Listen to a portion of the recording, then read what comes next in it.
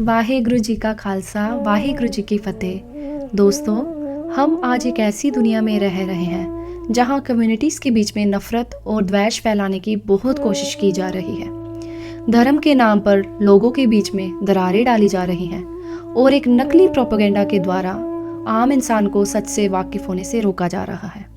ऐसे दौर में हम सबको सच और झूठ के बीच का अंतर खुद ही खोजना पड़ेगा। ये वीडियो भारत के उन नागरिकों के लिए है जो पंजाबी या इंग्लिश नहीं समझते, लेकिन पंजाब में चलते सिलसिले के प्रति सिखों का पक्ष जानना चाहते हैं। हम जानते हैं कि आप सबके मन में ये सवाल होगा कि पंजाब से जो दर्द की आवाज़ उठ रही है और प्रोटेस्ट हो रहे हैं, क्या वो आतंकवाद है या क्या वो देशद्रोहियों की लड़ाई है?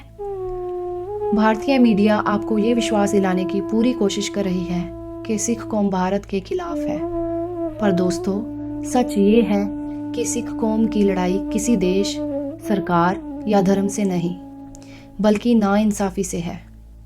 और ये वही लड़ाई है जो पहले गुरु गोबिंद सिंह जी ने उस समय की हुकूमत से लड़ी थी।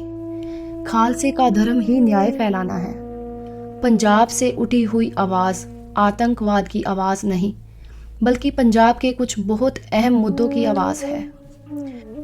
बढ़ते फार्मर सुसाइड, इलीगली हज़ारों एक्टिविस्ट्स और पत्रकारों को जेल में बंद करना, पंजाब के वाटर क्राइसिस की वजह से खेतों का सूखना और पंजाब के हर गांव में ड्रग्स के फैलने से पंजाब का यूथ अपना वजूद खो बैठा है। ऐसे माहौल में एक उम्मीद के चिराग की तरह भाई अमृतपाल सिंह जी कौम को रास्ता दिखा रहे हैं। अब आप बताइए, क्या अपनी ही कौम को राह दिखाना कोई गुनाह है? सिखों को हिंदुस्तान में रहने से प्रॉब्लम नहीं है, बल्कि अन्याय में रहने से प्रॉब्लम है। मैं आपको एक उदाहरण देती हूँ। मानो एक पत्नी रोज़ सारे घर के काम संभालती है, पर पति काम से वापस आते ही अपनी पत्नी को रोज़ पीटता है। पत्नी जब अपनी आवाज़ उठाती है कि तुम मुझे रोज़ क्यों मारते हो, अगर मेरे साथ ऐसा व्यवहार ही करते रहे तो मैं तुम्हें छोड़ के चली जाऊंगी। पति अपनी पत्नी का दर्द समझने की जगह उसको और भी मारता है और कहता है कि तुम घर छोड़ने की बात करके घर को तबाह कर रही हो और मैं तुम्हें छोड़ के नहीं जाने दूंगा। वो अपनी पत्नी को कहता है कि मैंने तुम्हें सब कुछ दिया है और तुम नमक हराम हो जो घर छोड़ने की बात कर रही हो। अगर पति अपनी पत्नी का दर्द समझता और उस पर जुल्म ना करता तो पत्नी को घर छोड़ने की ज़रूरत ही ना पड़ती। ऐसे ही पंजाब और सिख कौम सालों से देश की सेवा में हाजिर रही है, चाहे वो सारागढ़ी की जंग हो, देश की आज़ादी के लिए, या फिर देश की रक्षा की बात हो, या फिर दिन रात टूट लंगर का बांटना हो। इस कौम के विद्वानों और सूरबीरों ने भारत को अपना मानते हुए देश की भलाई के लिए जान तक की बाजी लगाई है और लगा रहे हैं।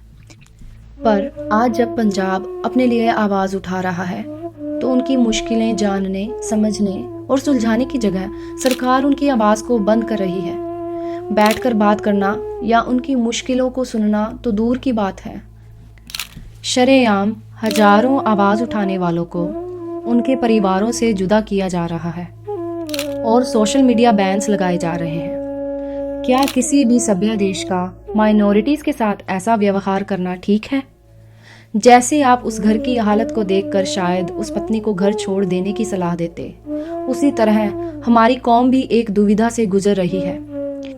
हम अपनी आवाज़ भारत के समूह नागरिकों तक पहुंचाना चाहते हैं। हम आपको ये बताना चाहते हैं कि हम आपको या इस देश को गलत नहीं समझते।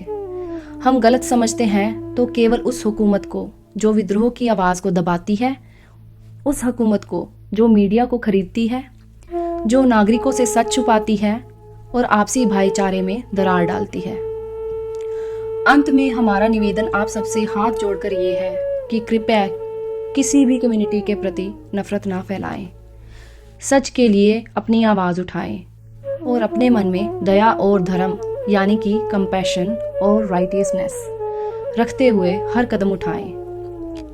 Late hatred and fear end and let compassion and righteousness rule. Waheguru ji का खालसा, वाहिगुरु जी की फतेह।